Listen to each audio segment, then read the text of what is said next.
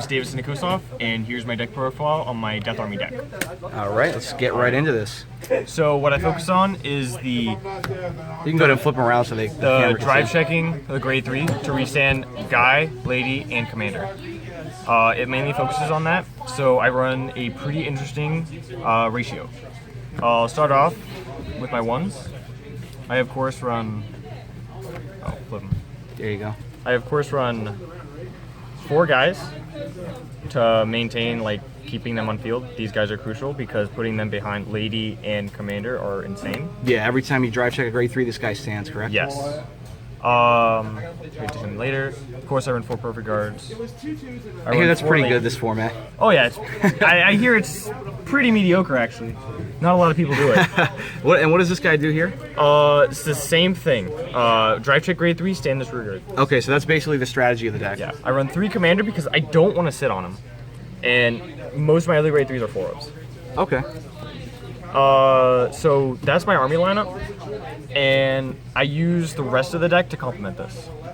So yeah. So that's basically the basic core structure of the deck. Yeah, this is my core of the deck. I run 4 perfect guard, and I run the Brawlers chain. A, because I run 14 grade 3s. Okay. I run 4 Extreme Battler Victor. 4 Extreme Battler Victor. All SP? Not all SP. I'm missing one. I'm waiting for the secret. 4 Immortal Short Kaiser, because why not drive check grade 3? Why not complete the ride chain? And of course, I run him because he's amazing.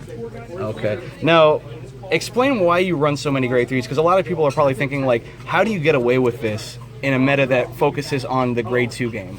Alright, so how do I get around this? I become a sacky piece of shit, and I run 12 crit.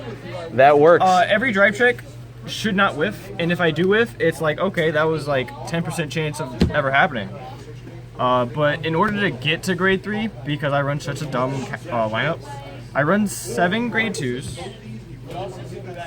4 lady, 2 magical gambler, because milling a grade 3 on this guy is fucking amazing. Plus 11k. He swings 20K. 11k. 20k. It's real. He just gains the power of whatever I mill. And one of him, because if I hit it, I hit it. If I don't, I don't. If I have it in hand, I draw it for turn. Well, sucks to suck. Okay. And do you prefer to go first or second with this deck? Depends on the matchup. Okay. I've yet to decide whether I want to go first or second against stuff like Abyss or Sankguard, because Of their capability to rush you back? Yes. Against stuff like Ripples, Chaos Breaker, I don't care. Okay. I sit on this, I'm an 8K, it makes it harder for Pavroth to hit me, because Pavroth can only hit up to 17, I can still make it one to pass with any of my triggers. And what's good about being 8K is, I learned that from playing OTT, if you're an 8K and your opponent rides the standard 7K, a 10K says no pass. Yeah. So it's amazing early game. Oh yeah. And when I'm on the 8K, I can just say, alright, I'm gonna make a guy right here. I went second, alright, I'm gonna smack you with the guy. What's the likelihood of me hitting one of these? Exactly, yeah. Drive check, alright, I hit a crit. Oh, well, it's not one of those, but yeah, take 2 damage. Yep. You're crying now. Alright, let's get into that stride deck.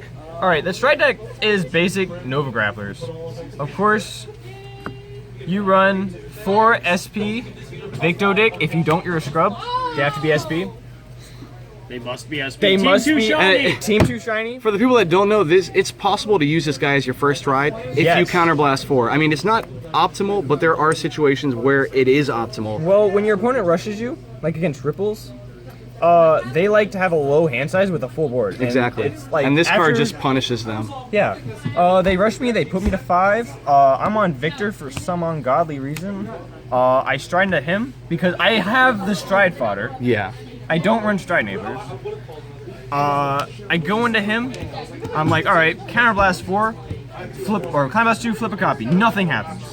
Counterblast 2 more, flip a copy. I'm GB2. Yep. Skill activates, -1 drive check, restand. And capability. it's the same. It's basically the same concept as the ace, because you can do the exact same thing with the ace. Yeah. I found out this of the world qualifier at Georgia in 2015. Okay. And we've just spread that across this community. So everybody knows that if it doesn't say in the black text once per turn, you can do it multiple times. Yeah. So like restanding vanguards are broken. And that's like a really good ruling to know too, because like it just gives you more options. Yeah. And if I have to do that, Blizz is your best friend because it just flips that last one that you still have face down, and it swings for 51. Yeah, 51 that's a big number. Did you drop 2 perfect arts for him? Well, sucks to suck. Yeah. And then I run the common 2 of him, and I run Tribrute.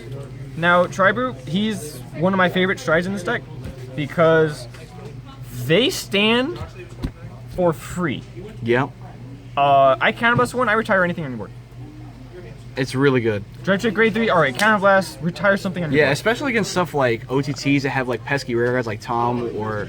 Oh, I just punched the shit out of Tom. Or Dimensional Police with Laurel. Like, you want to get rid of those cards like immediately. Odysseus. And Odysseus, that's a great example. A great technique is forcing Laurel to watch the world burn as you retire everything else on their board. Yeah. Because I'd rather have them drop the rest of their hand to make a new board than just drop 1 Laurel to say, hey, I got it. Yeah. And really quick, like, what were some of your matchups? And what would you say is your best matchup with this deck? My best matchup is Chaos Picker. Okay. The deck is too slow, and it only turns on at grade 3. So you just abuse it early game. This deck is on turn 1, 2, and the entire game. Yeah. Okay. And it's just I believe it's one of the fastest decks in the format if you get an okay hand. Yeah. I actually had the pleasure of playing against David in the tournament today, and he pretty much trashed me in top 8. But I had to get this deck profile because it's new and it's something fresh, and it's something that isn't Ripples or Sanctuary Guard or Link Joker, stuff that we're used to topping or seeing top. But anyways, this was David in Jacksonville, Florida, and he got top 4 at the ARG. Yeah, man. Thanks, David. Thank you.